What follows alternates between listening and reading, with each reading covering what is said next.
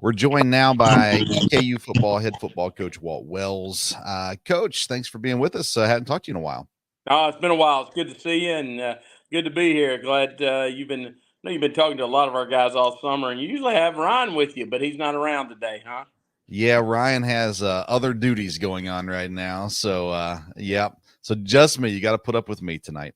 Um, all right, let's get right into it with your staff. Let's start there. You got some new faces on the staff, and everybody said the same thing. They bring a lot of energy and some fresh eyes to the program. Coach Watson, Coach Mathis, Coach Kieran. Of course, Kieran was around before as well. How do you feel the staff has done working together to get ready for this upcoming season? Well, we had three of them for spring ball, and it was great to have them here. I appreciate all everybody did that was on our staff last year and the years before. We had great continuity for many years.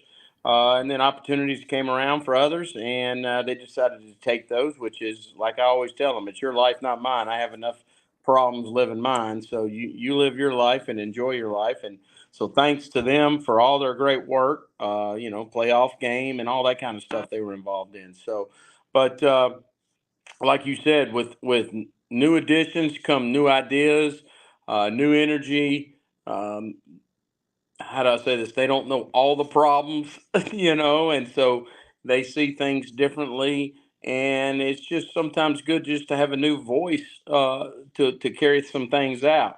And again, that's no disrespect to nobody that was here. It's just how it is sometimes. And so it's always good to kind of recharge and restart all over again. And then with the addition of Eric Ravalette as our offensive line coach, that was after spring ball, but he's fit in well with the summer and our players have adapted to him really well. I was talking with Matthew Jackson the other day, and we were talking about that transition from Coach Elder's staff to your staff. And he talked about just the opportunity that it gave him because he had guys now that didn't know him, and he kind of had a chance to be who he wanted to be. Now, obviously, there's still several of the staff that are left over. But what does those fresh eyes do for these players who have been battling to get up the depth chart up to this point? Well, I think it just gives them what they consider a new start. Am I going to sit here and say that a lot will change? We'll see. We'll see. Each year of development is great for them, but we're always going to. It's like I tell them when they come here. When we recruit them, I tell them it's your job to keep your job. If you're here, and it's our job to go out and recruit people to take your job. And that's the business we're in. And if you get your feelings hurt with that, then this is probably not the place for you because that's what's going to happen. Or we're going to try our best to make that happen. And not that we're trying to, we're just trying to create competition. We're not trying to run people off. We're not trying to do things like that. We're trying to create competition. Plus, with the transfer portal, and you can leave every semester. If a guy has a great year here, he's getting hit up. I mean, there's no question about it. We've lost other people, and then we've had people that have stayed, which was remarkable commitment on their part, and I appreciate what they're doing for us. But it doesn't mean they didn't have the opportunity to leave the greener, what is considered greener pastures, and it's not always greener. I mean, Josiah Ezram showed everybody that you can get drafted right here from EKU. Peyton Collins is. Everybody's talking about him being a draft pick. We had two guys make it: T.K. McClendon and Matthew Jackson make the Titans roster. So, I mean, the word is out. And so, I think what happens when you bring in new coaches is sometimes maybe they understand somebody different. They don't know all the warts, just like what I was talking about with the place when they come in here. I mean, every place. I've been to great SEC programs. I've been to Big East. I've been everywhere. Every program, even though they have more, maybe less, whatever, every program has its warts and every program has its advantages. And so, when you get a new coach, you may not know the warts of that individual yet, and they may not surface because development of a 17 to 22-year-old is still there. It's still real and it's still present. And some people mature quicker than others, and some people don't, do other, body matures differently. And so I think it just gives everybody a freshness, and I'm excited about it. Yeah, everyone seems to be really excited about what there is, and it's not just It's behind the scenes conversation. It's not on the air conversation. So they're giving us the truth, and everybody's really excited about what they're seeing. And of course, camp getting ready to start up this week. You're gonna really dive into the trying to wrap up these competitions a little bit to get the depth chart set and get ready for game number one. It's pretty easy matchup against Mississippi State in week number one. So let's talk about we had Coach Smith on last week. We talked quarterbacks. We got a lot of good information from him last week. I know you guys aren't naming the starter just yet as well, but we've narrowed it down pretty much to Matt and Cam at this point. What have you been what have you liked about Matt and Cam so far in the spring and summer? Well, I mean, I think both of them having a tremendous work ethic. They both have skill sets to be a starting quarterback. Both of them can run. Cam probably runs a little better than Matt. And then they both can throw, and Matt's probably had a little more in-game experience at throwing. They both have to continue to evolve in our offense, and we have a inexperienced wide receiver room, so they have to, evolve with that. And then Hunter Brown is back and up and running real well, but he hasn't most of spring and summer, so they've had that room that has not been as consistent as we like it to be. So everybody's got to play well around them, and they've got to play well. And so I both are really good students, really good people, competitive. And so I think that's the number one trait we're looking for is the competitiveness. And now we got to see who can score points. I mean, who can not turn the ball over and score points? Because in the end of the day, when I make this decision, it's going to be, based on some of those things. It's not just going to be based on, experience or based on the ability to make plays with your feet or anything like. It's going to be who can put our team in the best situation, and then who can truly affect the whole team, and not just affect the wide receiver room or the running back or, maybe who can affect the O line, who can affect the D line, and who can take over and lead this team to where it needs to be. And, that being said, you're only one snap away. If you're not the guy, you're only one snap away from being the guy. And we've got to feel confident with that. So I like the other guys we got in the room too. I know they're not mentioned as much, but Jackson House, Kobe Lambert, and Brady Clark are all guys that are up and running. Then we got the freshman Cole Carpenter. So I like the guys in that room. Obviously, the top two have separated themselves from spring, but that doesn't mean that's how it's going to end. I mean, we've seen them in summer, but we'll see them more and more in, I guess, tomorrow when they report. How's the dynamic different without having the experience that you've had the last 5-6 years and your entire time here with Parker? Obviously you've got experience in Matt, you've got Cam who's been in the program, but the dynamic has to be a little different not having that surefire thing in Parker. Well, there's no question. I mean, Parker's one of the greatest to ever play here, and I'll say, I believe that. But everybody forgets during COVID, Parker had to fight for a job without any spring ball too with Dak Allen, and then Parker got hurt and missed for 3 or 4 games or 2 or 3 games. I can't remember how many we played back then, but so then he had to come back and redo it all over again, and so. We've had some competition. We've gone through it. I think it's like anything. We're looking for consistency, right? So if a guy has a great scrimmage and comes back and has a bad practice, that's not what I'm looking for. I'm looking for a guy that's going to come in and, again, move the offense and score touchdowns. That's what we're looking for. That's your job. But it's also not to turn the ball over and put us in bad situations. And so we have to have guys that are willing to make that explosive throw, but also not willing to put it in harm's way. I've heard a lot of great things about Josh Carter throughout the spring as well and summer, and obviously losing Braden is a hit, but Josh, it sounds like Josh has been playing some really good football right now.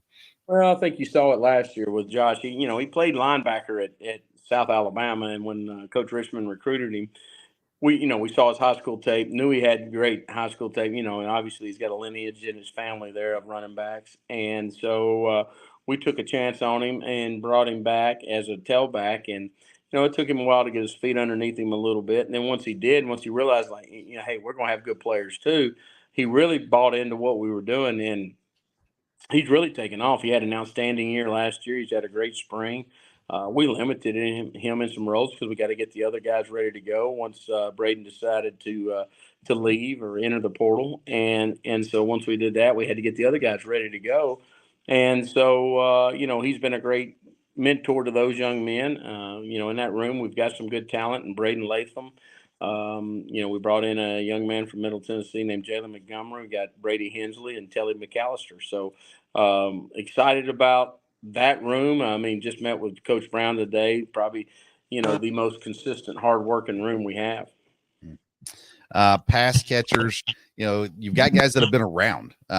So guys that were here last year or even a couple of years. You got the tight end room that is just deep, in my opinion, at least, very deep. So you talked about a little bit of lack of experience, but again, they're guys that have been around a little bit. So you've had some dynamic pass catchers over the last 3-4 years. Are we going to continue to see that? We're going to see someone step up into that same role? Well, I hope so. They better, or we're going to have to. We know who our quarterback might be. It might be a triple option guy we go find. But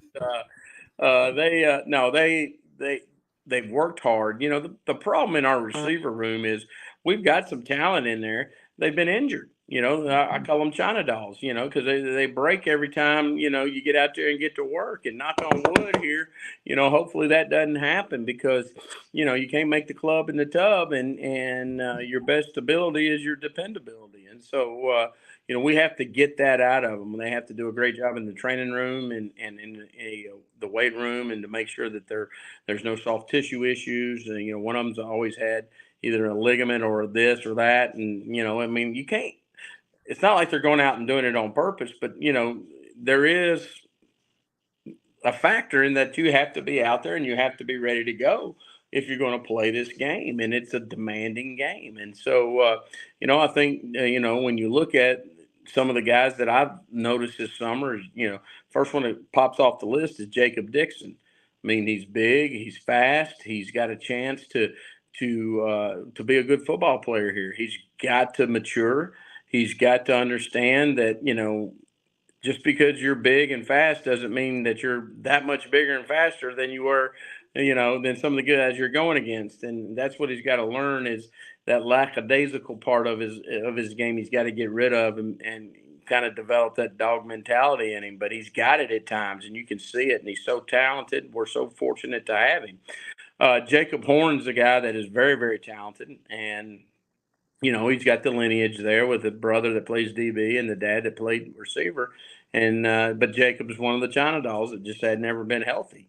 And so we've got to get him through camp and get him healthy and get him out there and get him playing ball again because it's been on a couple of years since he played. And then Daquan Stanley has really come on and stayed healthy since he's been here. Had a good end of the season, made that spectacular catch against Austin Peay to bring us back and let us tie it and go in the overtime.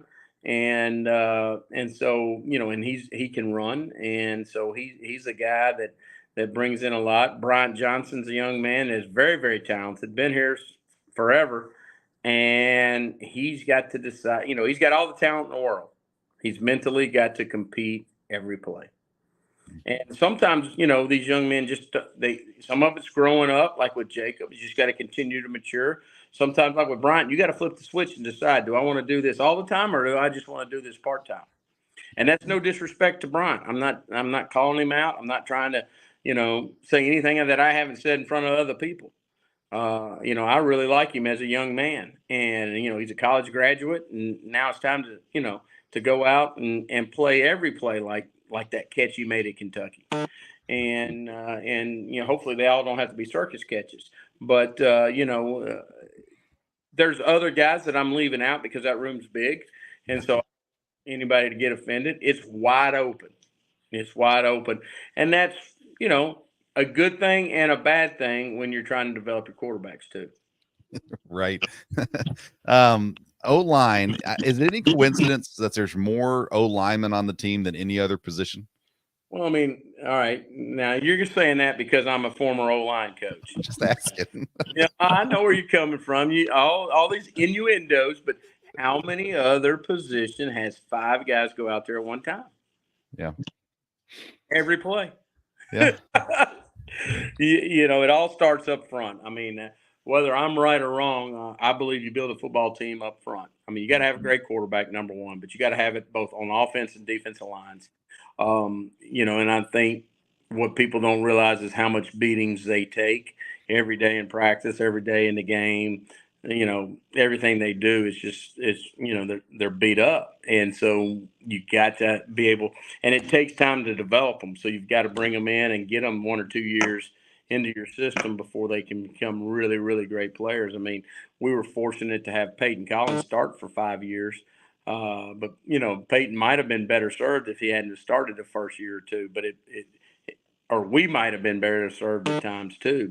I don't mean that in any disrespect to Peyton, because he's a great player in my opinion.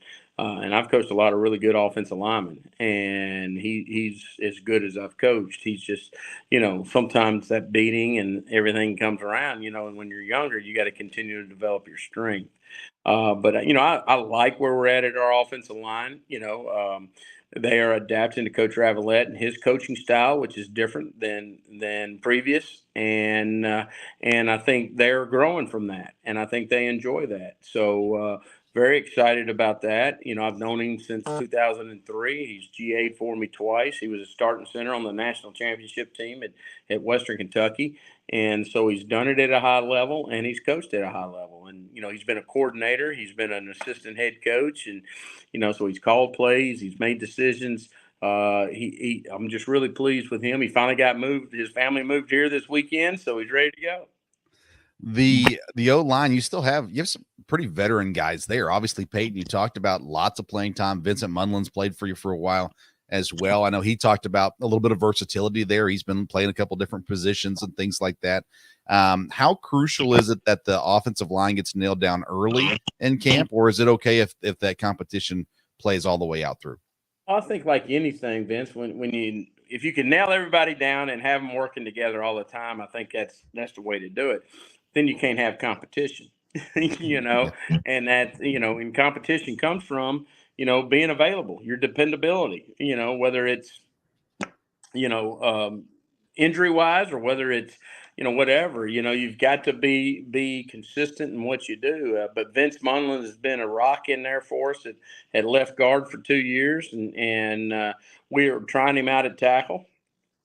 That's what he originally came here as.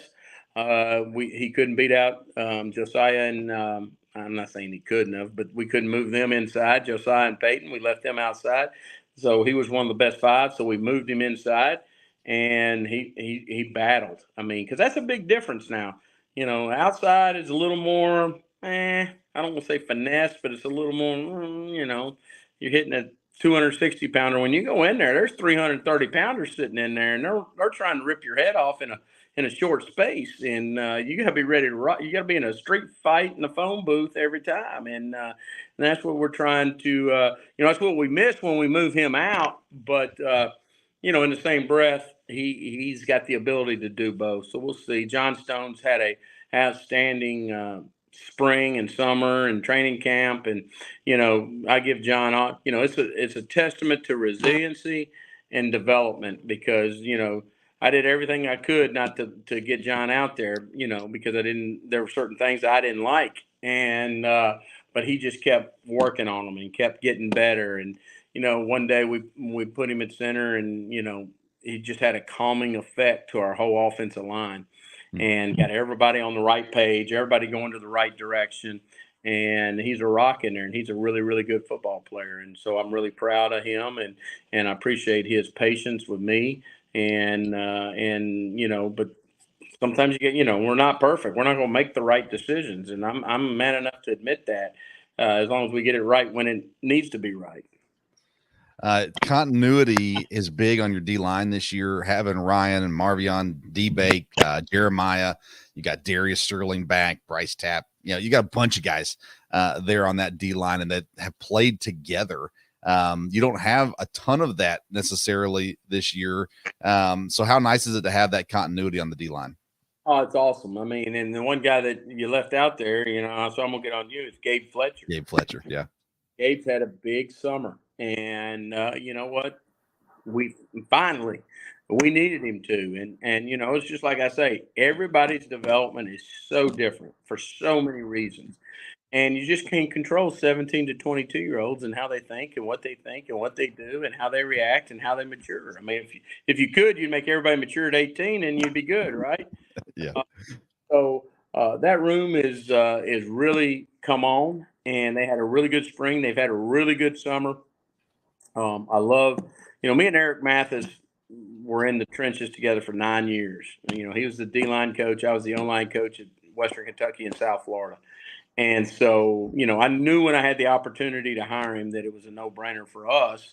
I just had to make sure it was a no brainer for him. And he brought his lovely family down. They're immersed in our community. One's playing volleyball and track at Madison Central, and the other two are in my wife shows me something every day. I'm not on Facebook, but she shows me something every day on Facebook about his kids and, and his wife. So, I'm just happy to have him around.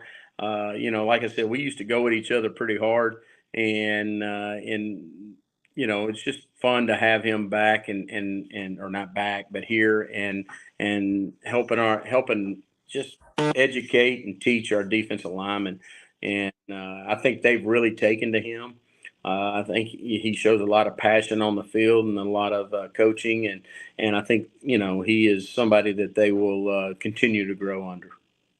We talked with Kylan Robinson a few weeks back, and ever since I talked to Kylan, like I haven't been able to get the interview out of my mind. It was a phenomenal interview. He was so much fun to talk to, and just his passion behind his, he hasn't been able to play. He's been injured. He was frustrated by that. His mind, he played some tricks on him, and now he feels like he's there. Now you add him to a group, Kyle Kelly, Jalen Harrod, this Braden Sullivan, I'm hearing good things about too. This inside linebacker crew, you've got to be excited about, at the very least, the talent and energy they're bringing. Well, don't forget about Marcellus Maddox either. Now, yeah, Brody Wells. Those two are. Marcellus played last year for us, and he came on strong towards the end of the year. Had a good spring, and I hear he's having a good summer. It's hard to be around there every day and everything because we got different things going on. But I'm excited about the middle of our defense. I think between our nose guard and our inside backers, we should have a strong, and our safeties, we should be strong up the middle, which we have to be. We have to be physical, and I think Kylan brings that physicality. But I also, like I said, Marcellus brings that. Kyle Kelly. We are, and I probably, everybody will find out, but Jalen Hurd is going to miss this season. He had some surgeries that unfortunately we're going to miss him, and we'll find out if he'll be able to come back. Probably next spring. So we will miss Jalen, but so you miss his experience of playing so much. But we do have some depth in that room, and so it's going to be a great competition. That's one of the rooms that everybody's talking about, but everybody thinks it's set in stone. It ain't even close. I mean, because those guys are going to battle all the way to the end to see who's going to play. And you've always played a lot of guys there. I mean, you guys have rotated through 3-4 guys, it seems like, at least every season too. And so there's a role that can be found there. On the edge, you got guys, of course, both sides, different roles, but Cam Jr., Gabe Stevens, Frank Lee, Cornelius Evans, Braxton Baptiste, all these guys I haven't looked through the roster recently, so I assume they're all still there. But that the role that they play on the outside has always been pretty crucial in Coach Johnson's defense. Again, you got some guys who have some experience out there. Well, we've got Cam Jr. and Jaquez McGowan, who is a transfer from Tennessee Tech, who played well at Tennessee Tech. So I'm excited to see that battle right there at the old Matt Jackson position, which we call the nickel medium. We call it a medium, but it's a nickel Sam type deal. And then on the edge, Frank Lee really came on as a pass rusher, and so did Gabe Stevens last year. And so I think Frank's overall development is there. He missed spring because of some surgeries, but he's been back all summer, so he's good to go. And then Gabe, because he missed spring, got all them reps in the spring, and he's really come on. and done some good things because, he's probably the most athletic kid. He's fast. He comes off that edge. His first step is really, really good. And then, Braxton showed out in the spring game, and he has a knack for the football. So I'll be anxious to see what he does, and how he performs. So, pleased with those guys. We got a young man out on the Sam position, Jack Chappell, who's coming in and done well, and Jack McGrath at the Jack position. So Jack's playing Jack, and they're doing good. I'm sure I'm leaving somebody out, but that's not because I hadn't forgot about them. It's just, you got a lot of guys at those positions. A lot of names. DBs in the cornerback room. You got some new faces, transfers in that are expected to play some roles, but you got returning guys as well. I know Trey Gooden's a guy that I'm excited about for this year and the opportunity he has. But this is a room that needed to improve from last year, and it sounds like everybody's on board with it. Things are going really smooth back there. Well, I think the communication part of it is a lot better than it was, and so I'm really proud at how hard they've worked to communicate with with safeties call a lot, but getting all the communication across the board so that we don't have some mishaps that we had last year. I think we brought some talent in. I think Trey has had an outstanding end of the fall, spring, summer. And I'm anxious to watch him to see if he can compete and hang on to that thing. Garnell Wilds has come in and done a good job, and Rod Webb, and gosh, I'm leaving somebody out. And, Jordan, there's two Jordans back there. Yeah, Jordan Thomas, and Jordan was a starter, and he's done really well. Big, good-looking young man. He's matured and really had a good summer, and then we brought in Vito Tisdale, and Vito is you can see what he's got. So there's some competition there, and that's what I like about all our positions. Everywhere, we've even got a left tackle that is going to be really good. Now is he going to beat out Peyton? I don't know, but I feel good about him, and until I have to probably play him a lot. But at least he's come in and looked good and done some things. So I'm really proud of our coaches and how they've recruited and the competition that we've created. Yeah, so to wrap it kind of up, in the safeties, you got Mike Smith returning, which is awesome.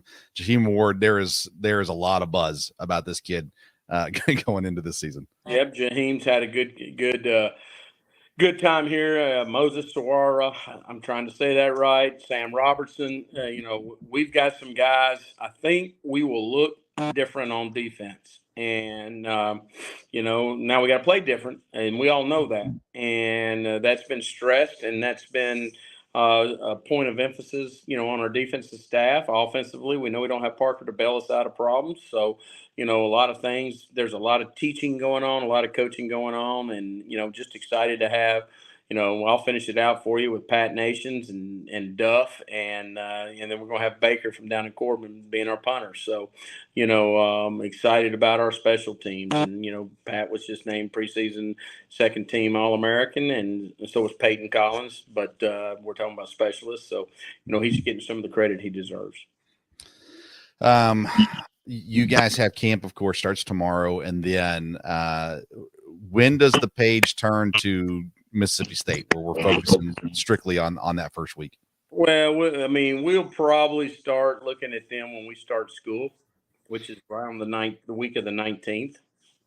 And so it gives us 2 weeks to get ready for Mississippi State. And we'll probably do a little Mississippi State and Western in that 1 week. And then towards the end of that 19th week, we'll get honed in right on Mississippi State, because, they present such a vertical threat problem. They love to run the ball. Their tempo is, insanely fast, and we have to be prepared for all scenarios that can come around. You go into an SEC venue, and communication's got to be paramount, because them Cowboys, I've been there before, they're going to ring, and this is a brand new coach that bringing the Mike Leach type system, so they're going to be fired up, ready to go, and they're going to want to put on a show for their new head coach. And it's like I tell everybody, we're going to prepare just like we would, if they were in the UAC. It's not like we can change who we are and what we are. We're going to go down there, and the game's about blocking and tackling